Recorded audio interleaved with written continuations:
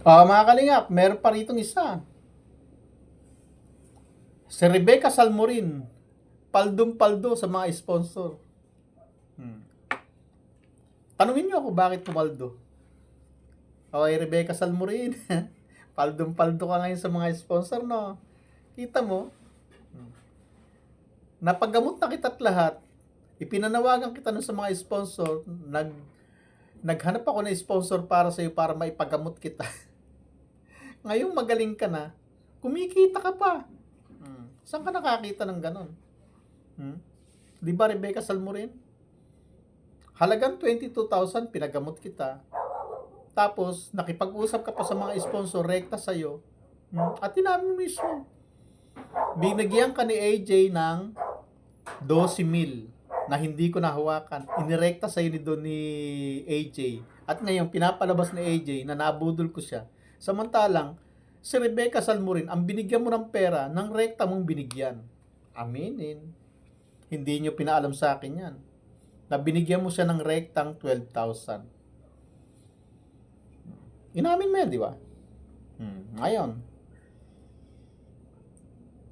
Rebecca Salmorin, inilaglag mo ako dahil ang sabi mo ay kulang yung ibinibigay kong pera sa'yo kasi hindi ka pa naman lubusang magaling, iniwan na kita. Kaya humingi ka ng tulong sa mga sponsor ng mga anti-kalingap na bumabanat sa akin, in-interview ka at nagkwento ka na hindi pa tapos ang tulong ko sa'yo, iniwan na kita. Kasinungaling mo, Rebecca Salmorin. Ang usapan natin ay ipa-o-opera ka. Tutulungan ka na ma-opera ang mata mo. Wala tayong usapan na lifetime kitang tutulungan na kahit nakakapagtrabaho ka na tapos ka ng ma-opera, tutulungan pa rin kita.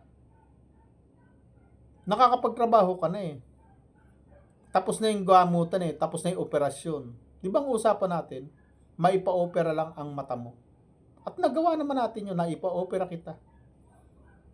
At natapos yung panahon na binigay ng doktor na tatanggalin yung tahi ng mata mo. Pag tinanggal ang tahi ng mata mo, ibig sabihin, magaling ka na.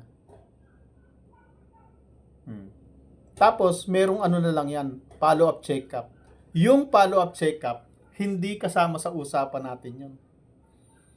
Ang gusto mo palang mangyari, habang pumupunta ka ng ospital dahil nagpa-follow-up check-up ka, susuportahan pa rin kita. Yung pala ang gusto mangyari, na nung naubos natin yung 22,000 sa operasyon sa'yo, ang gusto mo pala manghingi pa ako sa mga sponsor at suportahan ka pa para sa mga follow-up check-up.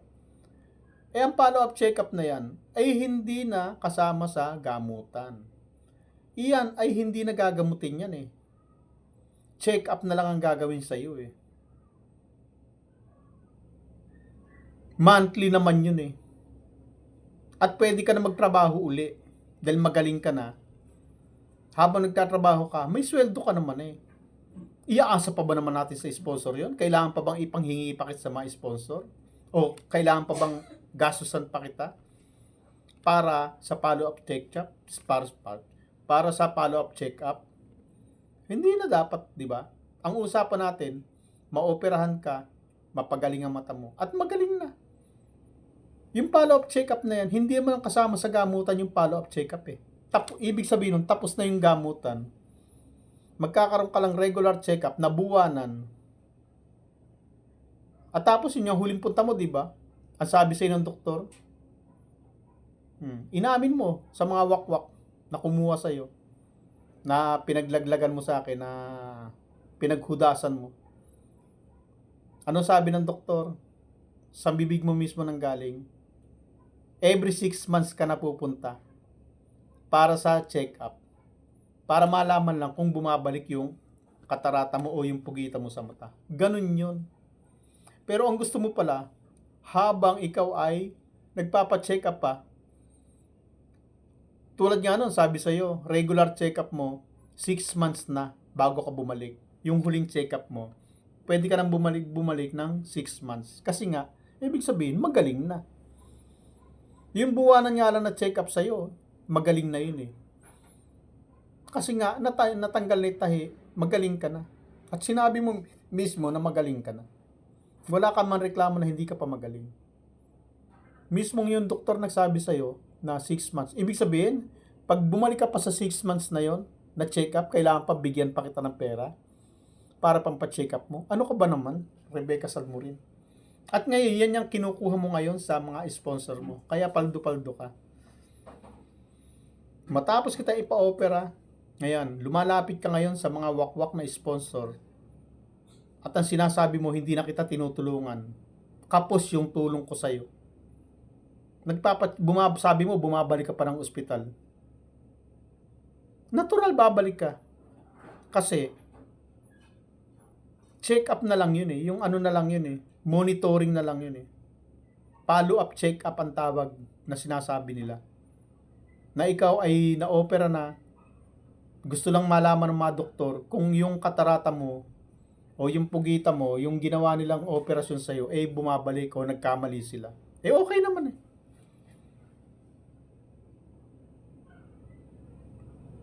Tapos ang gusto mo pala, habang bumabalik-balik ka sa ospital, dahil nagpa-follow up check up ka, ang gusto mo pala, tuloy pa rin ang pagtulong ko sa'yo. Ganun ba? Tapos nung minsan humingi ka sa akin na sinasabi mo kumakati yung mata mo kasi wala ka ng pampatak na gamot. Eh halagang 700 lang yun eh. Hindi pa mabili. Kailangan pa bang iasa mo sa akin? Nung hindi ka mapagbigyan, ayun na. Sinabi mo, binudol ko yung pera at hindi ka pinagamot. Yung 8,000 na binigay ko sa'yo, yun lang ang ginamit natin pampagamot sa'yo. Rebecca Salmurin naman. Nagpapakaawa ka pa, nagpapa-feeling victim ka pa. Eh napagamot ka na nga, na-opera ka na nga.